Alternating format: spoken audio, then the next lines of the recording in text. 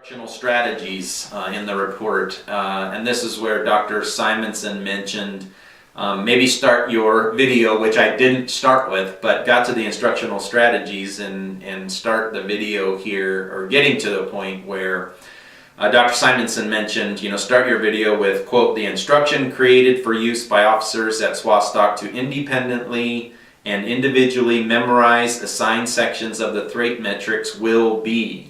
Well, here's where we're at with respect to my design. It'll be a multimedia interactive environment built on an e-learning platform, accessed primarily through mobile devices. But there will be a version also accessible via PCs as required by the RFP in working on SWASTOC equipment, etc. But in my discussions with my colleagues, we have an expert in mobile learning that I work directly with, and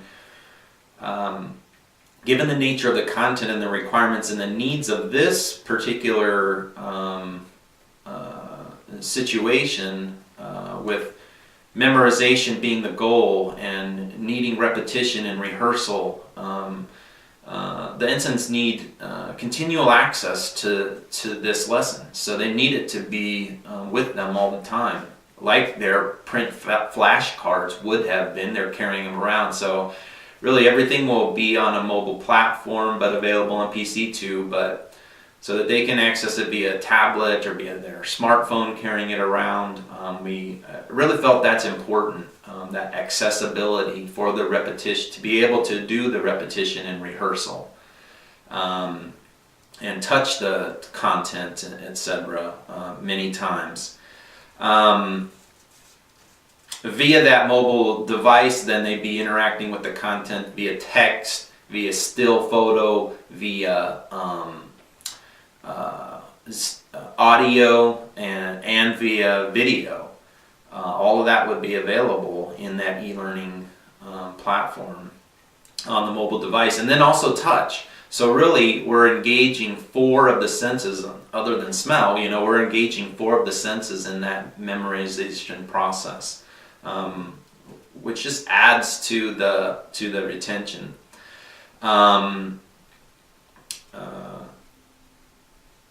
Now they wouldn't immediately jump into the lesson.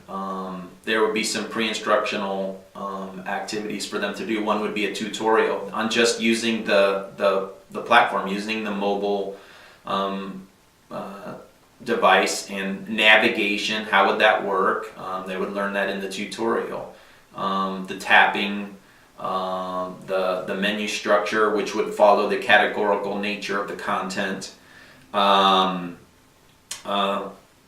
Given the need to scaffold the content, much of that of the content some of them, not much, but some of the content needs to happen soon and before other content is presented. For instance, acronyms, the abbreviations, and in the threat matrix information, those would be introduced prior to some of the major content that would need to be memorized.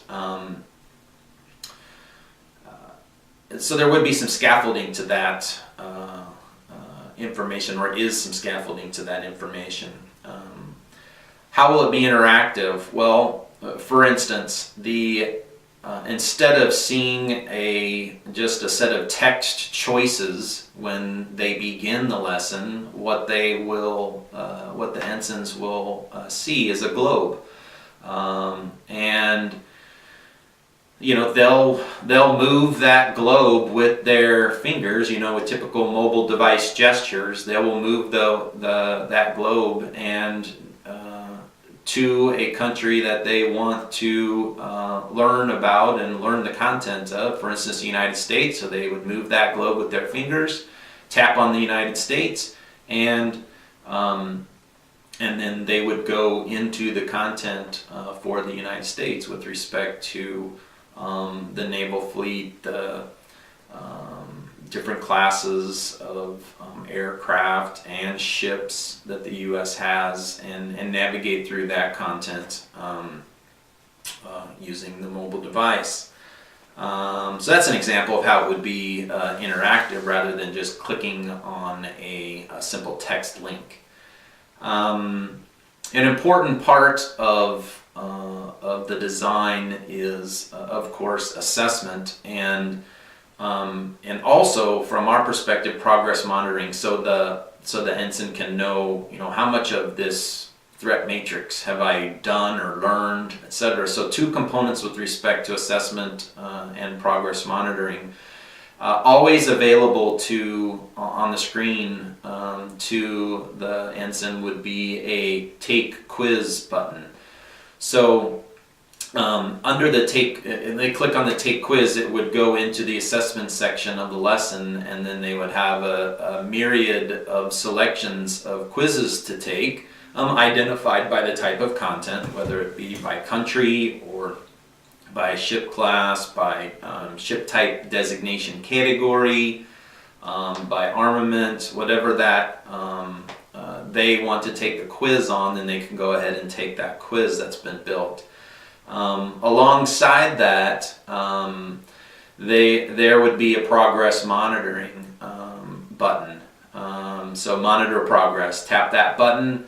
Available on every screen, then they can go ahead and see how many of the sections of the lesson that they have actually in fact completed, and then also that they've taken quizzes on, and in fact which ones they've actually passed at a satisfactory level, which would be 90%. And then they can see where they need to also then revisit content. If they've taken a quiz and they haven't passed it, it will indicate that, and then they will need to revisit that content area, which will link directly right to it by just tapping on it. So that's kind of the overall kind of feel or nature of how the lesson would work and how they'd interact with the content.